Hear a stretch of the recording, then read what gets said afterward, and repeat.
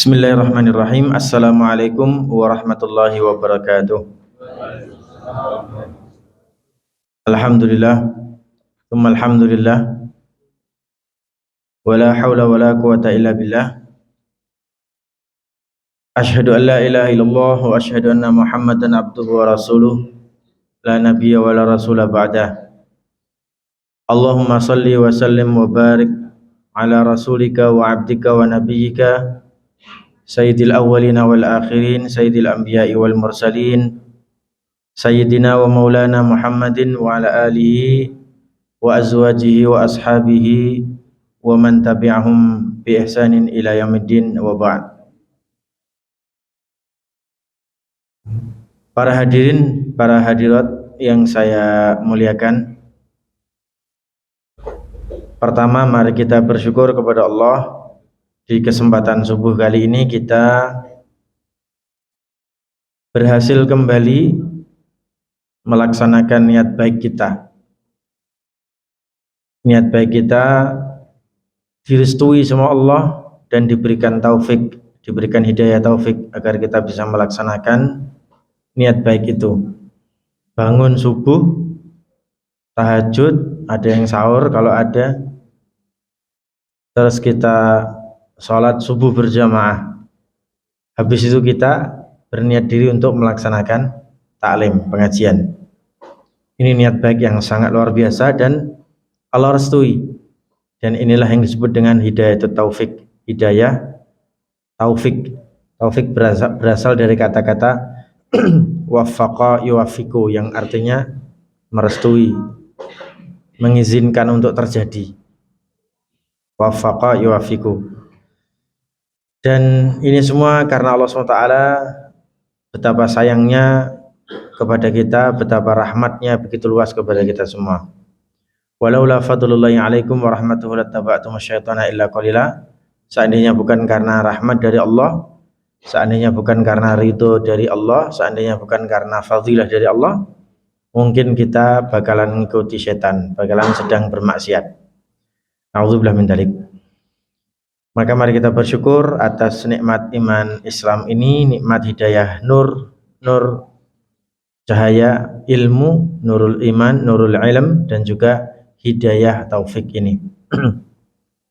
Yang kedua, mari kita berkirim salawat dan salam kepada Nabi kita, Nabi besar Muhammad sallallahu alaihi wasallam, kepada istri-istri beliau, kepada keluarga beliau, dan juga kepada seluruh sahabat beliau serta seluruh pengikut beliau, dan semoga termasuk kita semua hingga hari kiamat. Allahumma amin. Ikhwati fillah, Bapak Ibu sekalian, hadirin hadirat yang saya muliakan, pada kesempatan subuh ini insyaallah saya akan melanjutkan kajian saya bulan lalu yang terkait dengan tanda bahwa Allah SWT memberikan pertolongan pada diri seseorang. Ya, jazakumullah khair. Terima kasih banyak.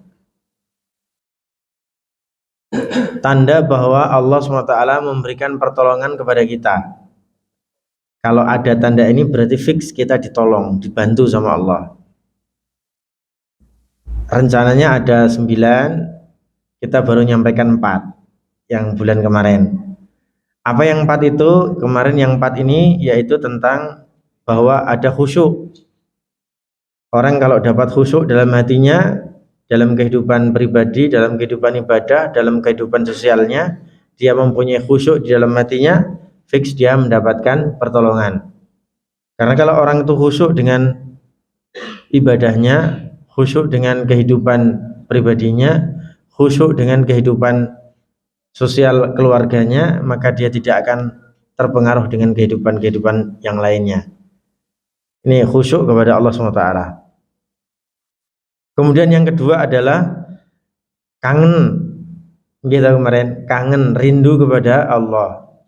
Caranya rindu kepada Allah gimana? Kemarin sudah kita sampaikan. Orang kalau rindu kepada Allah, maka dia harus beramal soleh.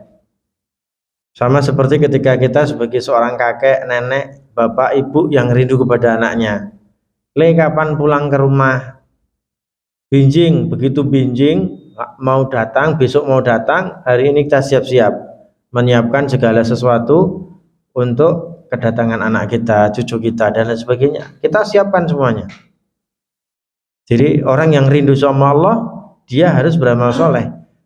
Wong dia rindu sama anaknya, rindu sama kakeknya, rindu sama cucunya aja, dia siap-siap dengan persiapan yang luar biasa. Apalagi dia harus rindu kepada Allah SWT. Dan siapapun orang yang rindu kepada Allah, maka fix dia berada di dalam lindungan Allah, berada di dalam pertolongan Allah SWT. Ya, karena siapapun orang yang rindu dipastikan dia memperbanyak amalan soleh. Siapapun yang kangen sama seseorang, dia pasti mempersiapkan untuk orang yang sedang dia kangeni. Itu pasti. Itu ya. Itu yang kedua. Yang ketiga apa kemarin? Yang ketiga adalah merasakan manisnya iman. Merasakan manisnya iman. Jadi kalau orang itu merasakan manisnya iman, dia bisa merasakan nikmatnya ibadah. Fix Pak, orang tersebut dalam pertolongan Allah. Di dalam hati orang tersebut ada pertolongan Allah SWT. Di dalam dirinya ada pertolongan Allah. Karena apa? Karena dia merasakan manisnya iman. Bisa merasakan nyamannya sholat. Bisa merasakan nikmatnya sholat. Nah gitu. Aku kok nek tangi jam 6 ki ora penak. Tapi setiap kali tangi jam 3 ki penak. Soalnya apa? Begitu tangi jam 3 wudu, bersih-bersih, ya kan? Wudu, kemudian ngaji. Waduh, nyaman sekali. Itu namanya merasakan manisnya bangun malam, merasakan manisnya sholat tahajud, merasakan manisnya membaca Al-Quran, merasakan manisnya tafakur. Mungkin Anda berat, tahajud mungkin berat, tapi Anda tetap bangun, kemudian Anda wuzu, kemudian Anda berzikir. Anda merasa nyaman dengan berzikir. Kenapa enggak? Nah ini hal yang perlu kita periksa kembali dalam diri kita. Ada enggak rasa itu? Kalau kita bisa merasakan manisnya iman, bisa merasakan nyamannya beribadah kepada Allah SWT, fix pertolongan Allah ada pada diri kita. Sebagaimana Rasulullah SAW bersabda, salatun man kunna fihi wajada halawatal iman. Salatun man kunna fihi wajada halawatal iman.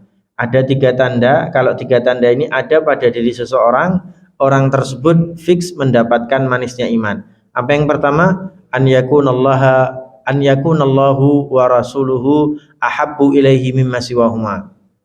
Allah dan Rasulnya lebih dia cintai dibanding yang lainnya. Lebih mengutamakan sholat, lebih mengutamakan tahajud, lebih mengutamakan Al-Quran, lebih mengutamakan baca Quran, lebih mengutamakan kejujuran, lebih mengutamakan keistiqomahan, lebih mengutamakan menjaga diri, ya kan? Menjaga diri dari hal-hal yang maksiat, itu lebih dicintai daripada yang lain. Kalau ada orang seperti itu, fix dia sedang mendapatkan pertolongan dari Allah Subhanahu wa Ta'ala. Banyak sekali hal yang bisa kita ambil dari hadis ini. Yang keempat, Pak. Apa yang keempat kemarin? Yang keempat kemarin adalah orang tersebut suka membantu. Suka membantu. Khusyuk, kangen, manisnya iman, merasakan manisnya iman. Yang keempat, suka membantu, Pak. Fix kalau kita, hati kita termasuk hati orang yang suka membantu sesama, fix Pak, Anda mendapatkan pertolongan dari Allah SWT. Tapi membantunya itu ada syarat. Membantu orang lain itu ada syarat. Syaratnya apa? Surat Al-Insan ayat ke berapa ini? Surat Al-Insan ayat ke-9. Innama nut'imukum liwajhillah. Innama nut'imukum liwajhillah. La nuridu minkum jazaa'a wala syukura.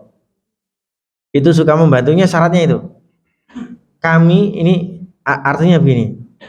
Innama nut'imukum, kami memberikan kalian makanan. Innama nut'imukum, kami memberikan kalian makanan. Makanan, minuman, kebutuhan apapun yang memang Anda butuhkan. Liwajhillah, karena memang wajahnya Allah. Aku memberi ini karena keinginan aku mendapatkan ridho Allah. La nuridu minkum jazaa'a, kami tidak menginginkan balasan dari kalian. Wala syukura, kami juga tidak menginginkan rasa terima kasih dari kalian. Kan ada tuh orang membantu masih menginginkan dibalas kebaikan. Iya kan? Ada orang membantu masih menginginkan orang lain yang dibantu itu mengucapkan terima kasih. Enten mboten, Pak? Halo, halo. Jenengan berbuat baik pada orang lain. Jenengan berbuat baik pada anak Anda. Kemudian anak Anda ini dikasih tahu, "Le, bapakmu ki mbiyen lek golek duit angel. Nanti begitu kamu besar, kamu harus berbakti kepada orang tua." Ada yang seperti itu? Ada. Boleh nggak? Boleh. Ya karena memang kita menginginkan kebaikan yang kita tularkan berdampak kepada kita kebaikan juga. Seperti itu boleh. Tapi Pak, walaupun itu boleh nggih, ketika Anda membantu seseorang, kemudian Anda tidak menginginkan bantuan itu dikembalikan kepada Anda, menginginkan terima kasih orang lain yang dibantu diberikan kepada Anda. Fix Pak, ketika Anda punya perasaan itu, Allah Subhanahu wa taala sedang membantu Anda, sedang menolong Anda. Bantu orang tapi nggak pengen rasa terima kasih. Bantu orang tapi nggak pengen balasan baik dari orang lain kepada dia. Dia hanya Allah SWT yang dia inginkan.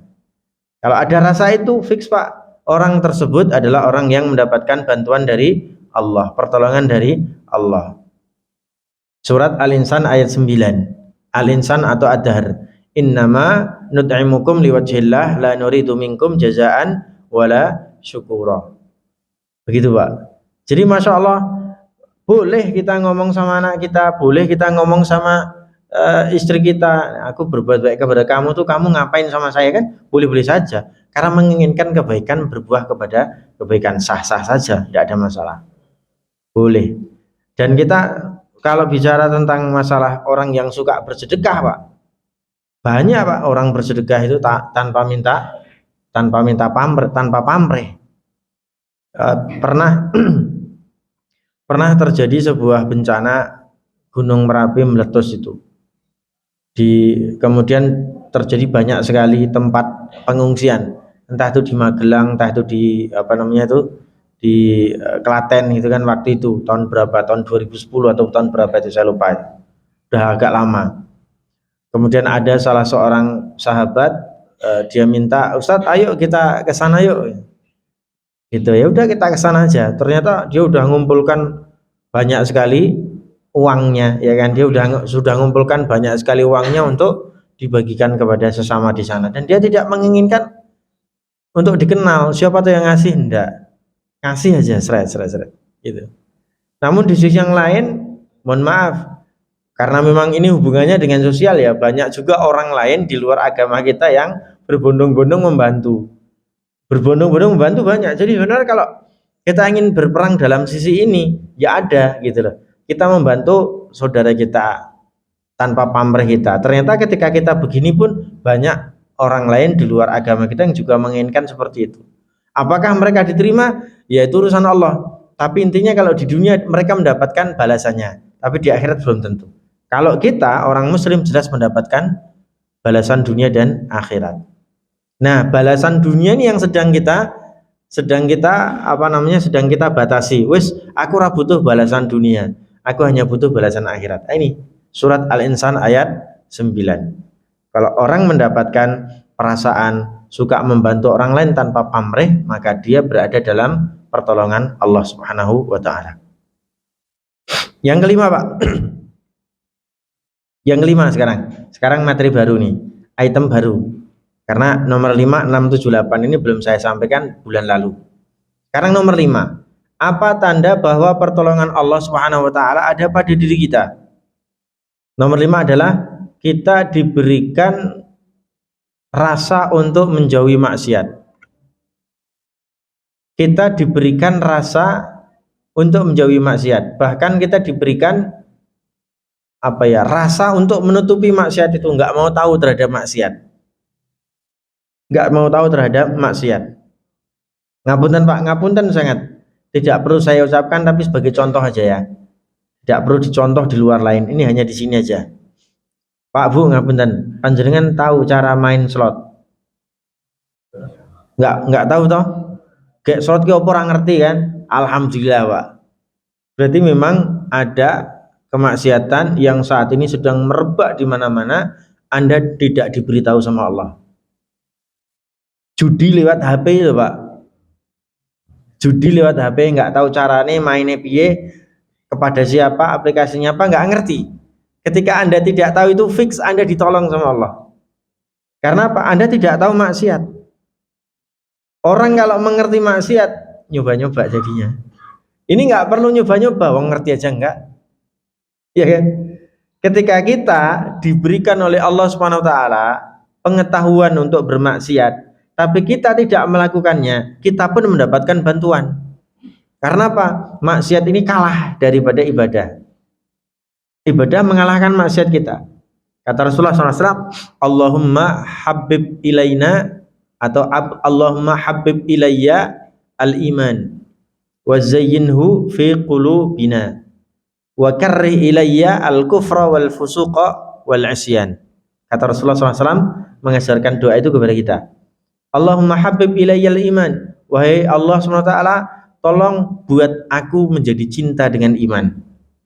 Wa zayyinhu fi qulubina, wahai Allah, tolong buat iman itu menjadi perhiasan buat hati kami.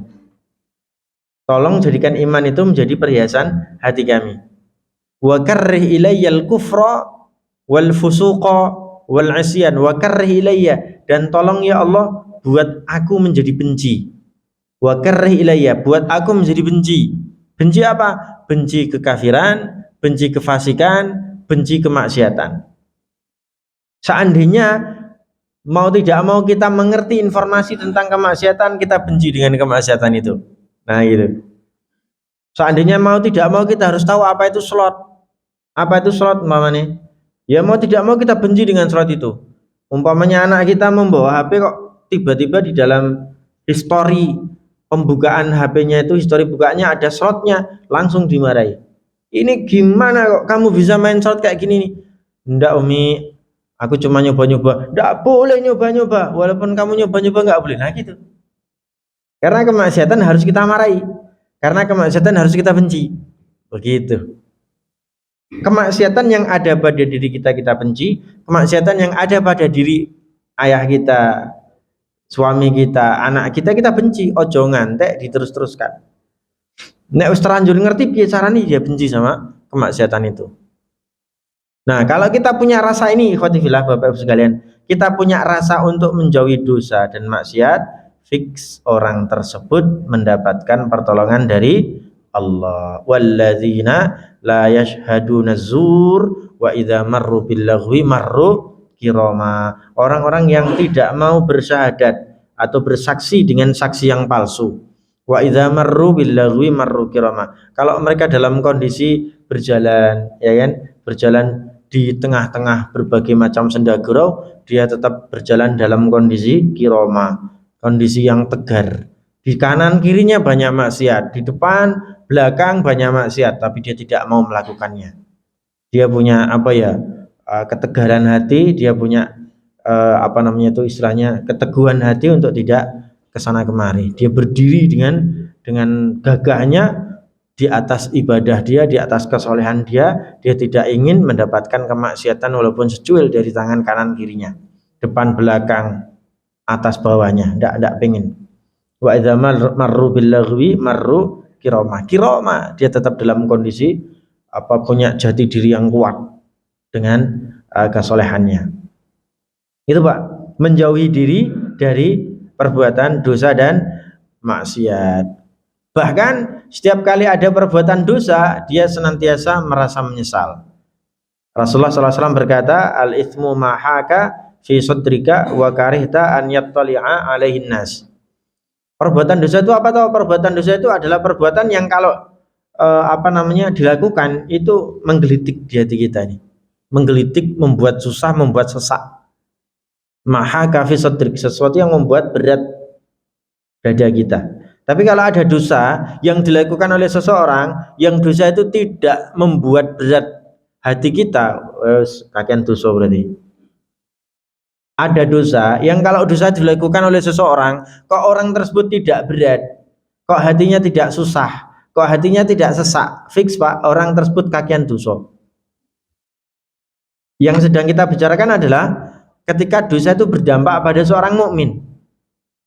Dosa yang berdampak bagi seorang mukmin adalah ketika dosa itu membuat hatinya berat. Nah, kalau hatinya berat setelah perbuatan dosa, dia mukmin.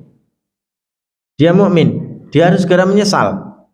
Tapi kalau ada dosa yang dilakukan oleh seseorang, kok ngapunten orang tersebut tidak merasa sesak hatinya, santai-santai saja, biasa-biasa saja, bahkan pengen melaksanakan dosa lagi, bahkan dia berencana melaksanakan perbuatan dosa itu lagi. Fix Pak, hati ini ra ketulungan. Fix Pak, hati ini dalam kondisi bukan mukmin lagi. Gimana caranya untuk membuat mukmin lagi? Ya dia harus nyari ilmu lagi. Harus bertobat betulan. Piye carane menghadirkan rasa untuk bertobat?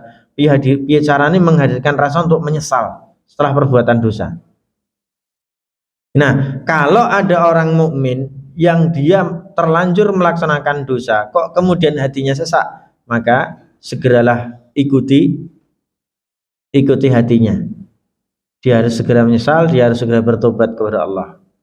Karena kalau diterus-teruskan mengikuti kata setan, yang terjadi adalah dia tidak lagi merasakan sesak saat berbuat dosa. Na'udzubillahi min dzalik. Al-itsmu ma haka fi sadrika. Dosa adalah sesuatu yang ketika diperbuat oleh seseorang, orang tersebut hatinya merasa sesak, menyesakkan hatinya. Wa karihta an yattali alaihin nas. Anda yang mukmin itu ketika melaksanakan dosa, kok dosa itu ketahuan orang lain, maka kemudian Anda menyembunyikannya. Fix Anda mukmin. Ada dosa yang ketika dilakukan oleh seseorang, orang tersebut tidak mau ketahuan orang lain. Fix orang tersebut mukmin. Karena apa? Dia punya rasa untuk menyembunyikan dosa.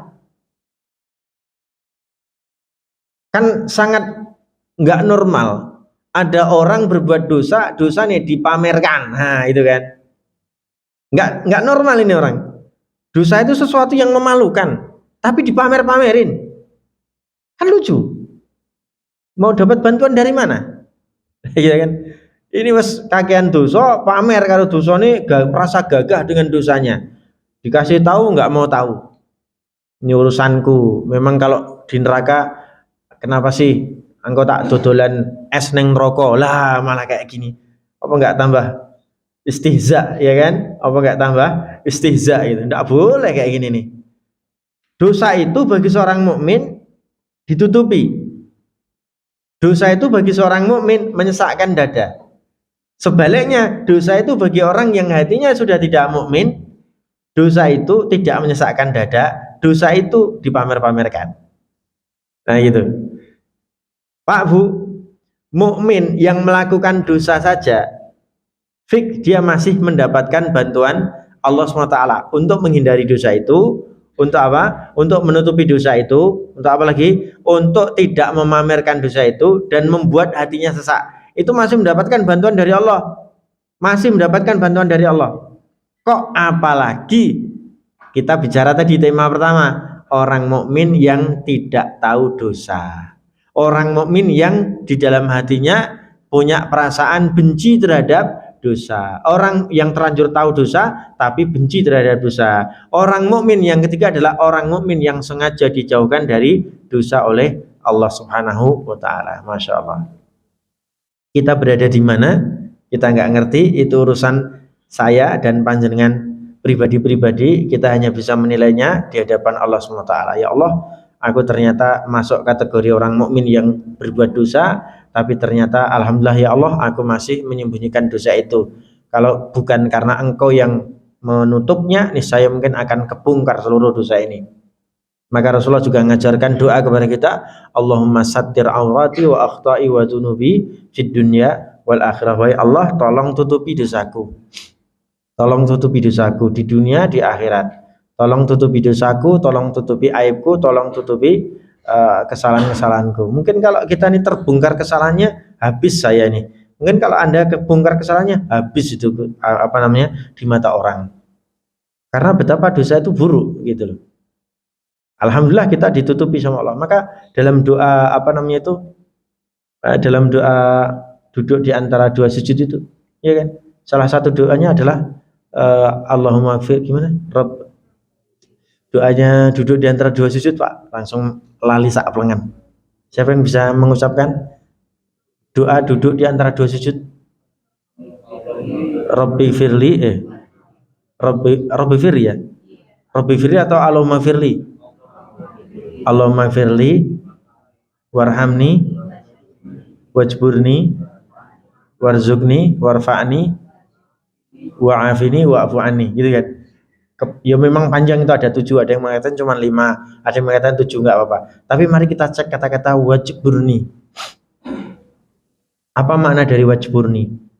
Ya Allah tutupi. Nah, ya Allah tutupi seluruh dosaku. Wajburni, ya Allah tutupi seluruh dosaku ya Allah dan ampuni.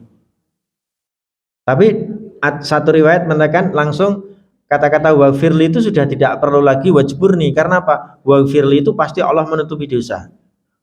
Allah magfirli itu Allah pasti menutupi dosa dan pasti mengampuni. Tapi tidak apa-apa, itu kan bagian dari riwayat. Tetap sah-sah saja kita ucapkan. Intinya apa? Kalau kita berdoa ya kita minta sama Allah doa untuk dijauhkan dari maksiat. Nek wis kadung maksiat, ya Allah tolong tutupi maksiatku dan ampuni. Aku nggak ingin tersebar di mana-mana. Ini antara engkau dan aku ya Allah, tolong maafkan. Aku nggak ingin melibatkan makhluk-makhluk yang lain. Apalagi sampai makhluk itu mengerti maksiatku. Saya tidak ingin maksiatku ini terkuak di hadapan makhluk-makhluk yang lain. Kita tidak ingin mempunyai rasa aku bangga dengan maksiatku. Aku nggak ingin itu ya Allah. Tutup ya Allah seluruh maksiatku dan ampuni ya Allah, dan berikan rasa penyesalan atas dosa-dosaku itu. Dosa yang luar biasa. Tapi kemudian kitanya diberi rahmatnya juga sangat luar biasa. Itu. Rahmat Allah tidak akan pernah kalah dari makhluknya. Ya, rahmat Allah tidak akan pernah kalah dari makhluknya. Baik, Bapak Ibu sekalian, itu apa tadi? Menjauhi dosa dan maksiat, menjauhi dosa dan maksiat. Kemudian yang keenam sekarang, penting juga nih, apa tanda bahwa pertolongan Allah ada pada diri kita? Yang keenam adalah mencintai amal soleh secara konsisten. Apa yang menjadi kata utama? Konsistennya. Mencintai amalan soleh secara konsisten. Jadi kata utama dari kalimat ini adalah konsisten. Konsisten ini kalau bahasa Arabnya apa, Pak? Istiqomah. Istiqomah. Nah, kalau saya ujung-ujung ya, ngertas ujung-ujung Pak. Kalau saya ngepasi Idul Fitri gitu, terus ujung-ujung ke tempat mbah, tempat paman, tak dongak gile, semoga istiqomah amalane, lagi gitu kan. Orang-orang tua kita kalau ndoakan kita kan, semoga istiqomah amalan solehnya, istiqomah. Konsistensi. Jadi kalau ada orang yang konsisten menjaga amal solehnya, fix Pak, orang tersebut mendapatkan pertolongan dari Allah SWT. Awak dewi seneng jogo sholat jamaah, awak dewi seneng jogo sholat subuh berjamaah. Ada orang fix dia menjaga konsistensi menjadi seorang muadzin, azan. Engko nek ora nek aku ora tekan ning masjid ra nek sing azan. Saya itu zaman kecil, Pak.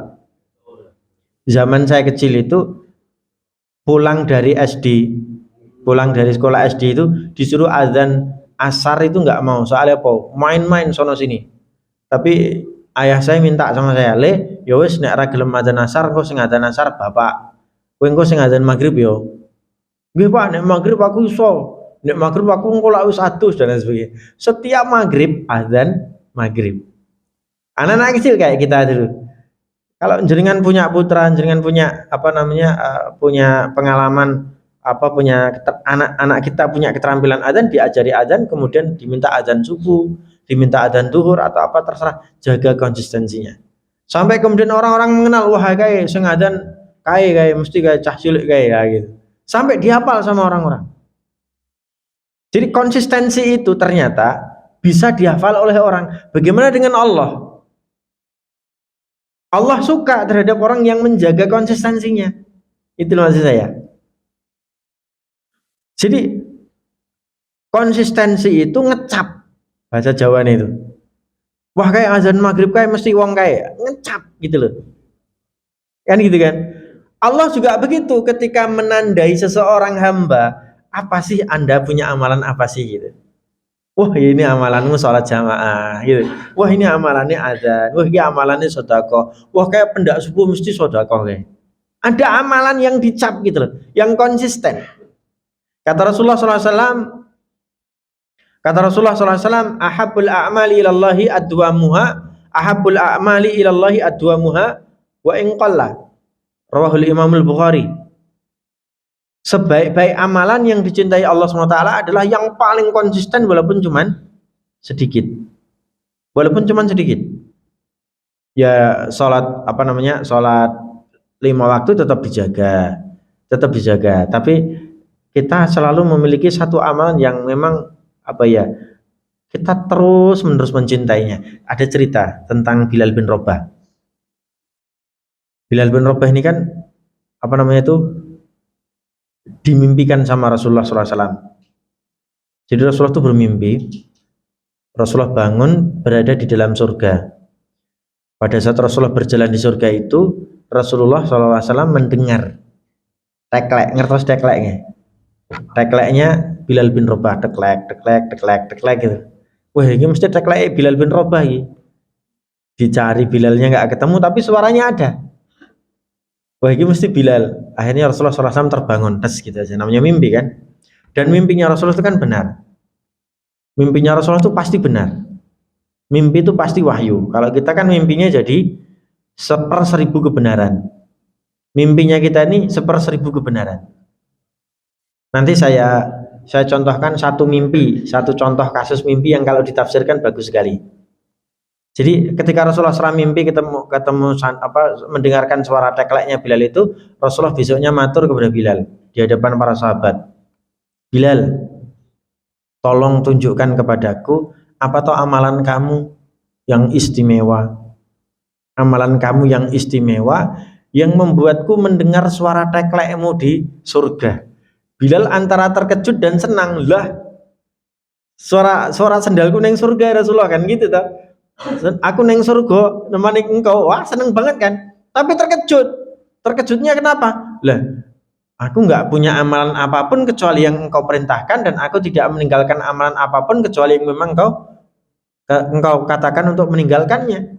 Wa ma atakumur rasulu fakhudhuhu wa manahakum anhu fantahu. Kalau Rasulullah memerintahkan ya aku perintahkan, kalau Rasulullah memintaku untuk meninggalkan, aku akan tinggalkan.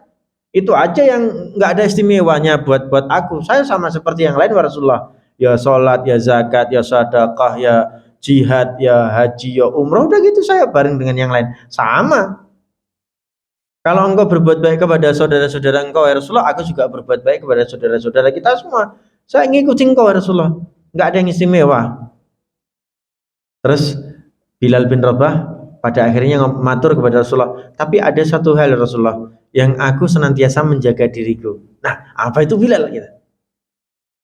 Bilal ini, aku ini wahai Rasulullah, selalu menjaga diriku dalam kondisi suci. Nek aku ngentut, aku wudu. Setelah aku wudu, aku mesti sholat 2 rakaat. Namanya sholat tatahur. Sholat tatahur. Tatahur berasal dari kata-kata toharoh, suci. Jadi setelah wudu dia masuk masjid atau apa terserah, yang penting tempatnya suci, dia sholat 2 rakaat untuk menunjukkan bersyukur kepada Allah dia suci. Ada Pak yang gitu Pak. Amalan itu bukan wajib. Amalan itu bukan amalan wajib, tapi amalan yang disukai sama Bilal. Senang bersuci. Wajib bersuci saat kita mau sholat kan? Wajib bersuci saat kita mau baca Quran kan? Gitu kan? Kita nggak sholat, kita nggak baca Quran, tapi tetap menjaga amalan, menjaga tubuh kita bersuci. Itu disukai sama Bilal. Dia lakukan itu terus, dan itu bukan bid'ah, itu sunnah.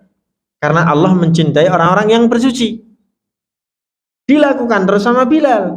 Akhirnya Rasulullah, itulah yang membuat aku mendengar suara teklekmu di surga wahai Bilal. Itu. Ini luar biasa. Saya tuh pernah ditanya sebenarnya sama jamaah, cuman mungkin kan waktu itu saya betul-betul nggak ngerti jamaah ini ternyata sama saya beda kelompok. Tapi bukan berarti saya mengkafirkan kelompok itu, saya menjelekkan kelompok itu ya. Saya tetap menganggap beliau saudara saya, beliau adalah ikhwah saya, sahabat saya. Ustaz, amalan antum itu apa toh? Dia itu jadi jamaah padahal dia itu ustadz. Dia itu jadi jamaah mendengarkan seperti ini, tapi dia itu seorang ustadz. Dan dia sama saya akrab. Ustaz, amalan antum itu apa toh? Amalan apa toh? Batinku. Amalan apa toh? Yo aku yo padha wae salat, zakat, puasa, yo pernah umroh, yo ngene ngono tok. Ustaz kok ora ngerti wae. Ustaz ya amalannya apa? Apa selawatan 1000 kali sehari atau zikir la ilaha illallah 1000 sehari atau apa gitu loh Ustaz. Oh, itu toh. Waduh, aku belum punya. Ustaz yo ora pantas disebut ustaz kan duwe amalan. Waduh, kaget saya. Akhirnya Pak, mau tidak mau kita harus berpikir, oh iya ding, jangankan saya, Bilal bin Rabah itu pun begitu. Ali bin Abi Thalib mempunyai amalan khusus, banyak sekali sedekah subuhnya. Anda kalau mau tahu Abu Bakar As-Siddiq, sedekah itu nggak pernah lepas setiap hari.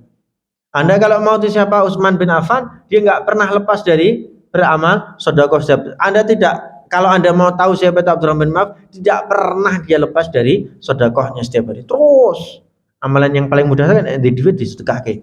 Seret. Ada orang yang senang sekali beramal dengan amalan tahajud. Ada orang yang senang sekali beramal dengan amalan sholat duha. Lakukan Pak, sebisanya, tidak harus banyak-banyak, sedikit tapi rutin. Nah gitu, amalan. Pendak maghrib awak dewi senantiasa diminta sama orang tua kita, wes selinggone ngomah ngaji sampai isya. Amalan loh Pak, amalan yang bisa jadi menjadi akhir hayat kita. Karena Rasulullah SAW berkata, an-nasu yamutuna ala ma'asyu alaih. Manusia bakalan mati di atas apa yang dia biasakan. Manusia bisa mati di atas apa yang dia biasakan. Biasanya baca Quran, semoga mati pas baca Quran. Gitu. Pas sholat, semoga mati pas sholat. Pas sedekah, semoga mati ini pas sedekah. Husnul khotimah Pak. Ini Masya Allah. Jadi kunci kata dari nomor 6 ini apa? Konsistensi terhadap amalan soleh. Konsistensinya, istiqomahnya. Saat saya nggak punya amalan lain kecuali jaga istiqomah sholat jamaah. Ya itu, apapun amalan soleh kita dijaga konsistensinya, ya itu gitu aja. Bahkan salah satu yang membuat kita bisa menjadi orang yang menghilangkan rasa iri dengki, hasud, manu'. Ya kan, manu itu artinya orang yang terlalu iri dengki, terlalu apa namanya itu, terlalu bakhil. Itu melaksanakan sholat secara konsisten. Apa kata Allah SWT? Innal insana khuliqa halu'a idza massahu syarru jazu'a wa idza massahu khairu manu'a illal musallin alladzina hum ala salatihim daimun. Orang yang mampu menghilangkan rasa iri, dengki, rasa hasud, rasa bakhil yang terlalu kebangetan, sholatlah secara konsisten, itu hilang semua itu penyakit hati itu. Masya Allah. Jadi konsistensi ini yang menjadi satu tanda capnya Allah SWT kepada kita.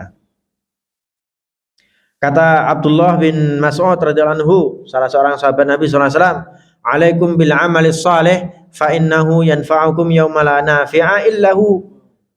Hendaklah kalian beramal soleh dengan konsisten, karena suatu hari nanti akan datang masa di mana masa itu tidak akan ada yang bisa dimanfaatkan kecuali amalan yang konsisten ini. Kata Abdullah bin Mas'ud radhiyallahu anhu.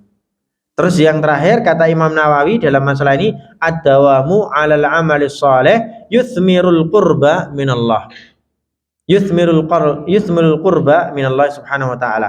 Orang yang senantiasa mengkonsistenkan amalan solehnya, sesedikit apapun amalan solehnya, itu pasti berdampak pada dia dekat sama Allah. Semakin dia cinta dengan Allah SWT. Setidaknya punya amalan yang kita pegang satu ini, walaupun ringan tapi konsisten ini Pak, terus menerus menjaga kita agar kita jauh dari setan, jauh kita dari maksiat, dijauhkan kita dari perbuatan-perbuatan azab yang nanti diadab, dan membuat kita semakin dekat dengan Allah SWT.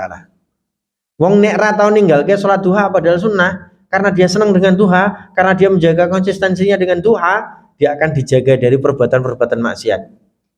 Karena hatinya dekat dengan Allah, hatinya dekat dengan sholat duha, hatinya dekat untuk beramal soleh, Pak. Ini luar biasa. Jangan pernah merasa ojo ngeremehke, jangan pernah meremehkan itu SMS yang datang di grup kita. Ayo sholat subuh, besok ayamul bid loh, gitu ya. Ayo Senin Kemis, itu kan sering ya Pak ya. Sering kita, udah biarin aja, biarkan itu terus terjadi sampai Allah kemudian membuat kita merasa senang dengan SMS itu. Hilangkan prasangka kita terhadap orang yang ngasih SMS. Wah ini pamer, mentang-mentang suka Senin Kemis, ini pamer, suka ayamul bid. Enggak, jangan. Itu bagian dari peringatan untuk kita. Kalau kita bisa menghilangkan rasa iri dengki itu selesai, ini akan menjadi sebuah peringatan yang besar buat kita. Itu SMS, walaupun cuma SMS Pak. Tapi konsisten ngelingke koncone, ayo sholat tebu, ayo tahajud, ayo gitu. Masya Allah. Sampai hari ini Pak, saya itu dikirimi oleh orang yang nomornya mungkin sudah terhapus gara-gara HP saya ganti. Sampai hari ini masih dikirimi, Assalamualaikum Ustadz, ayo sholat tahajud setiap jam 3 kurang seperempat. Setiap hari Pak. Tak bales, kok yo ape ora dibales, sopo lali wonge gitu loh. Lah pripun coba? Setiap jam 3 kurang seperempat, tak tunjukin ada setiap hari Pak, sampai hari ini. Ini Masya Allah. Ya enggak tak marahi, enggak tak larang. Peringatan baik buat kita. Ada Pak yang dikasih SMS itu nesu-nesu.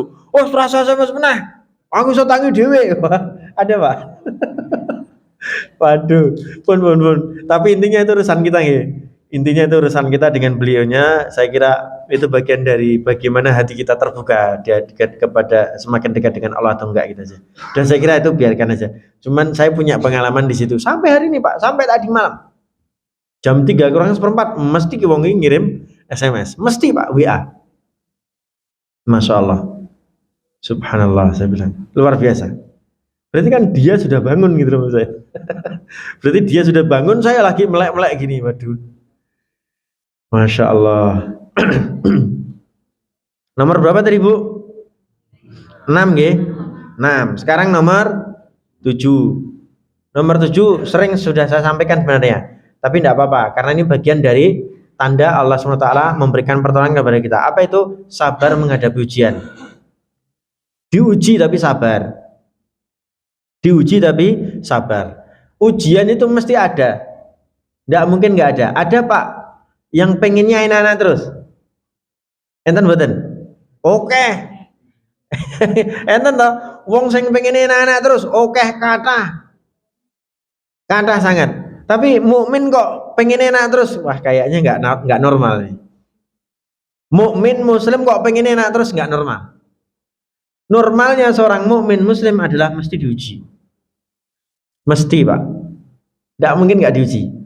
Jangankan kita, Nabiullah Muhammad SAW, orang terbaiknya Allah SWT, makhluk terbaiknya Allah SWT, itu setiap hari mendapat ujian. Mesti dapat ujian. Satu ujian selesai, ujian lagi. Ujian lain selesai, ujian lagi. Terus gitu.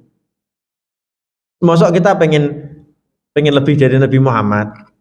Ya tidak bisa kan. Aku pengen Islam ya Allah, aku pengen iman ya Allah, aku pengen sholat ya Allah, ini aku pengen loro lah bone. Ya nggak mungkin. Mesti setiap orang pernah merasakan sakit. Aku pengen sholat terus ya Allah, tapi aku pengen ngutang. Ya apa nek sing pengen ya banyak nggak pengen punya utangan banyak. Tapi kan mesti orang punya utang. Kan gitu. Ya Allah aku pengen sedekah, tapi aku juga nggak pengen kesusahan. Lebih mesti susah. Tidak mungkin tidak susah, apapun Pak. Bukan berarti kita minta kesusahan, tapi kesusahan itu faktor yang sangat manusiawi. Karena Allah menciptakan kita, Allah kasih ujian untuk kita.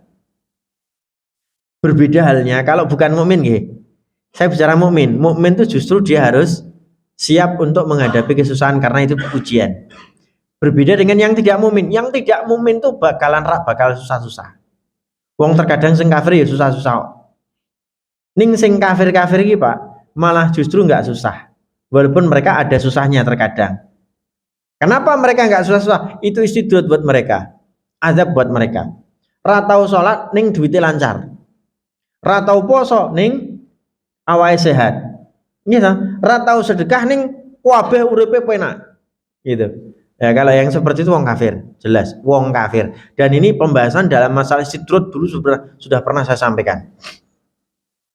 Istidrat itu modelnya banyak sekali dan macamnya banyak. Ciri-cirinya seperti apa? Ya orang kafir itu istidrat gitu.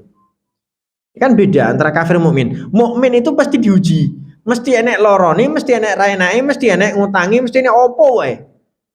Gitu. Dan ujian itu gunanya untuk meningkatkan derajat kita di sisi Allah SWT kelak. Gitu. Itu pasti. Dalam surat Al-Mulk ayat yang kedua gimana bunyinya? Ayat surat Al-Mulk ayat kedua bunyinya gimana? Huwallazi khalaqal mauta wal hayata liyabluwakum ayyukum ahsanu amala. Allah yang menciptakan mati, Allah yang menciptakan kehidupan, Allah yang menciptakan kehidupan. Setelah itu tujuannya apa sih? Kita diberi oleh Allah SWT ujian untuk liyabluwakum ayyukum ahsanu amala, untuk mencari siapa di antara kalian yang paling baik amalannya. Diuji semakin dekat dengan Allah apik, ya kan? Diuji sholatnya tambah apik, diuji sedekah tambah apik, diuji semakin banyak zikir, diuji sakit apapun malah justru semakin dekat dengan Allah. Banyak Pak orang sehat lali kepada Allah, banyak orang sehat lupa kepada Allah. Begitu dia diuji dengan sakit, dia teringat Allahu Akbar, ya Allah, ya Allah, maaf ya Allah, kemarin aku lupa, ya Allah loro banget, ya Allah loro, dan sebagainya. Akhirnya Allah keluar dari lisan dia karena dia berzikir kepada Allah. Banyak Pak yang seperti itu. Nomor 7 nggih. Nomor berarti 7. Sekarang nomor 8. Nomor 8. Saya percepat karena udah 2 pertemuan enggak rampung ini. Sekarang nomor 8. Nomor 8 adalah tanda bahwa Allah SWT memberikan pertolongan kepada kita adalah kita setiap hari ada peningkatan ilmu, Pak. Setiap hari ada peningkatan ilmu. Raketong siji, raketong loro. Enggak raketong sak poin rong poin, mesti ada peningkatan ilmu. Oh iya ya, mesti gitu jadinya. Itu tanda Allah memberikan pertolongan pada kita. Iya kan? Man yuridillahu bi khairan yufaqihu fiddin. Siapapun orang yang diinginkan kebaikan oleh Allah SWT, Allah akan pahamkan dia terhadap urusan agama. Kan gitu. Siapapun orang, Pak, setiap hari kita mendapatkan peningkatan ilmu.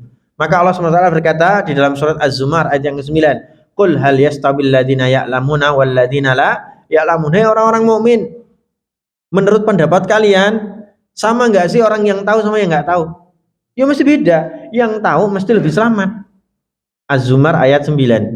Hei orang mukmin, apa pendapat kalian? Orang yang tahu sama yang enggak tahu itu sama enggak? Ya mesti enggak sama kan? Ya gitu. Ya mesti enggak sama kan? Gitu. Yang tahu mesti lebih selamat, yang enggak tahu biasanya banyak kesesatnya. Banyak tersesatnya. Jangankan urusan agama, Pak. Jangankan urusan agama, urusan masak, Pak. Tadi malam saya tadi malam urusan masak ini contoh urusan masak ya. Tadi malam saya tuh nyoba-nyoba. Biasanya masak mie rebus. Ini masak sego rebus. Nasi rebus. Kan nyoba-nyoba. Ketika nggak tahu, ya rasanya berantakan. Tapi setelah kita buka YouTube, setelah kita tanya ibu saya, Bu, cara buat nasi godok itu gimana sih? Oh begini le. Ya kaya masak sego goreng kayak sego niki aja digodok suwi-suwi. Ketika seluruhnya udah matang, masak nasi baru masuk. Oh gitu ya Bu ya. Ya udah, tadi malam masak nasi godok enak. Kan enak, Pak. Sego godok di tempat saya kan di Magelang banyak orang jualan sego godok. Orang ming apa jenenge bakmi Jawa gitu enggak, tapi enek sego godok, nasi godok itu apa? Rebus. Bukan mie rebus tapi nasi rebus gitu. Masya Allah. Maknanya apa? Kalau kita ngerti caranya kita selamat. Kalau kita nggak ngerti caranya kita kesesat kan gitu. Itu dalam urusan masak. Gimana dengan urusan agama? Semakin dia tahu setiap hari ada peningkatan ilmu agama, semakin dia selamat. Surat Az-Zumar ayat 9. Dan juga hadis Nabi SAW yang diriwayatkan oleh Imam Muslim tadi. Man yuridillahu bi khairan yufaqihu fiddin. Nomor 80. Terakhir nomor 9. Nomor 9. Ini agak aneh tapi nyata. Agak aneh tapi nyata. Nomor 9, tanda bahwa Allah memberikan pertolongan pada seseorang adalah orang tersebut lidahnya terjaga. Lidahnya terjaga dari apa? Ya ini bahasa kiasan ya. Lidahnya terjaga, lidahnya terjaga dari penyakit apa jenenge apa sariawan, ndak gitu.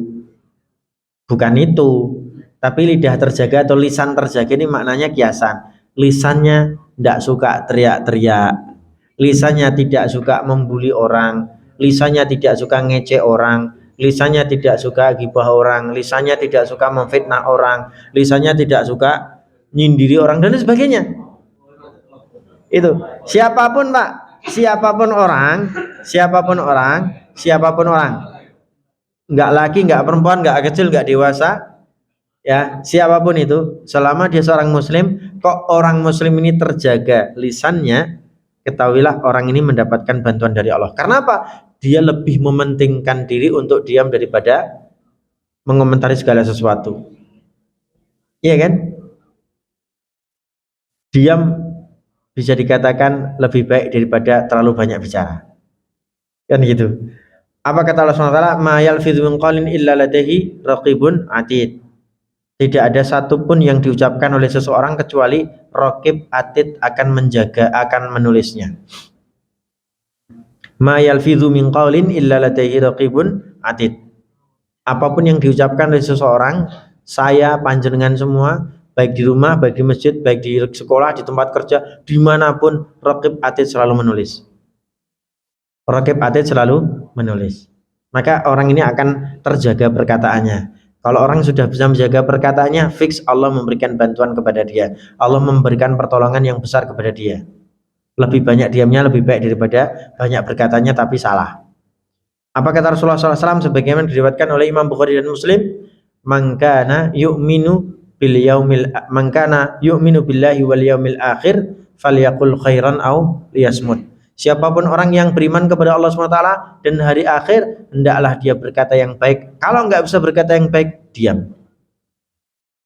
Diam. Banyak diam, banyak menunjukkan imannya kepada Allah. Semakin banyak berbuat yang baik, semakin banyak berkata yang baik. Wong ki nek ngomong mesti apik. Semakin menunjukkan tingkat imannya dia kepada Allah dan kepada hari akhir. Gitu Pak. Semakin orang tersebut banyak diamnya karena dia menganggap sesuatu tidak layak untuk dibicarakan, semakin orang tersebut kalau bicara semakin nyaman, semakin manis orang mendengarkan, semakin damai orang mendengarkan, tidak merasa sakit hati ketika orang mendengarkan kalimat itu. Berarti fik di hadapan Allah tingkat iman kepada Allah dan tingkat iman kepada hari akhir semakin besar. Menurut hadis tadi, man kana yu'minu billahi wal yaumil akhir falyaqul khairan aw liyasmut.